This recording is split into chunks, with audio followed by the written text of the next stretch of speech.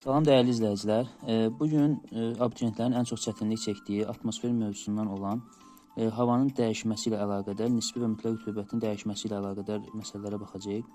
24-cü məsələyə baxaq. Temperatur 30 dərəcə, nisbi rütubətlik 80% olan 1 metr kub hava 20 dərəcəyə qədər, temperaturu 10 dərəcə, nisbi rütubəti 70% olan 1 metr kub hava 0 dərəcəyə qədər soyuyarsa, hər iki halda ayrılan su buxarının cəmini tapar. İlk baxışdan bu məsələ çətin gələ bilər, amma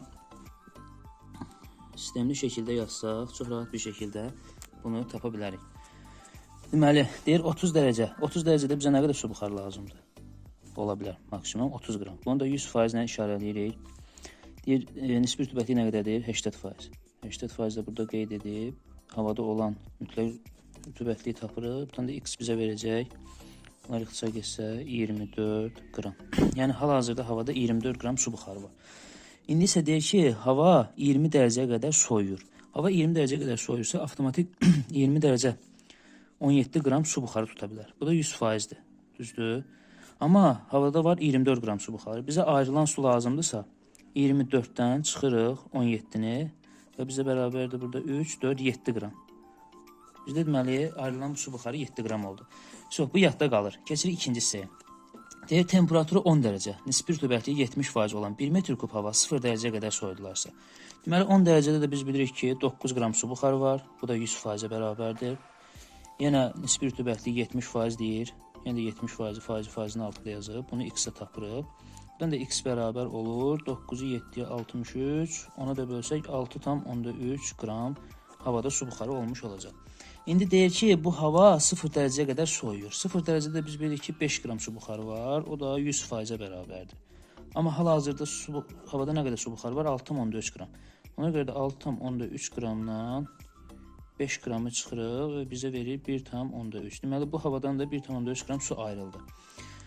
Bizdən nə soruşur? Hər iki halda ayrılan su buxarının cəmini qramlarla hesablayın. Bəli, birinci halda ayrılıb 7 qram, ikinci halda ayrılıb 1,3 qram. 7 qramın üstünə gəlirik 1,3 qram. Bu da bizə verəcək 8,3 qram. Cavabımız da A variantı. Deməli, növbəti tip sualımız 32-yə baxaq. Ölçüləri 2 metr, 4 metr, 5 metr olan otaqda havanın temperaturu 20 dərəcə, nisbi rütubətliyi isə 40%-dir. Otaqda neçə qram su buxarının olduğunu müəyyən edin. Biz yenə həmişəki qaydamızla 20 dərəcədə 17 qram su buxarının olduğunu bilirik. Bu 100%-dir. Bəs 40%-də nə qədər su buxarı olar? Bunu da x ilə hesablayırıq. X bərabərdir. Bunlar getsə 17. 7 dəfə 4, 28. 4 dəfə 1, 4. O da 2, 6. 68. 6,8 qram su buxarı lazımdır. Deməli, amma bizə deyir ki, otağın ölçüləri 2 metr, 4 metr və 5 metrdir. Bizdə bu 6,8 1 metr kub havada olan su buxarıdır. 1 metr kub havada 6,8 qram su buxarı var. Amma burada isə 2-ni 4-ə 6, 6-nı da 5-ə, 2-ni 4-ə 8, 8-ə 5-ə 40. Bizdə isə burada artıq 40 metr kubdur. Və 40 metr kub havada bizə nə qədər lazımdır? Onu da tapmaq üçün 6,8-i vuracaq 40-a, o da bizə verəcək 272 qram. Cavabımız da C variantı. Deməli, növbəti sual 33-cü suala baxaq. 1 metr kub havanın nisbi rütubətliyi 75%-dir. Doyma həddinə çatmaq üçün 7 qram su buxarının lazım olduğunu bilərək, doyma həddinin neçə qram olduğunu müəyyən edəcəyik. Deməli, burada düzdür, biraz çətin görünür, amma sadəcə kiçik bir məntiq işlətmək lazımdır. Deməli, burada nə edirik biz?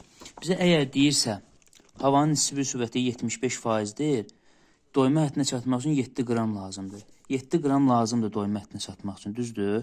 Bu 7 qram nəyə bərabərdir? 100 çıx 75, yəni ümumi 75% havada su buxarı varsa, su buxarının doyma həddinə çatmaq üçün 25% lazımdır. Deməli, 7 qram bizdə bərabər olacaq 25%-ə. Biz də buradan 100%-i tapacaq.